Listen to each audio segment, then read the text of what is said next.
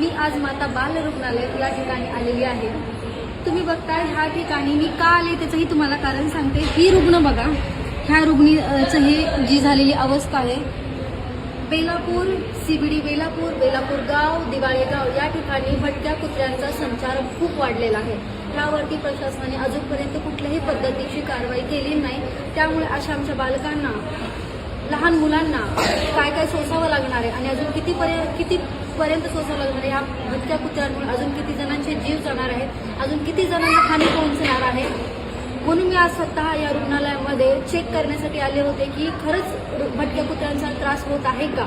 तर इथे मला सांगितलं, सिस्टरांनी सुद्धा सांगितलं की तुम्ही मॅडम रेकॉर्ड बघा, या रेकॉर्डमध्ये तुम्हाला सगळ्यात जास्त हे भटक्या कुत्र्यांमुळे अपघात झालेले तुम्हाला जास्त आढळून येतील।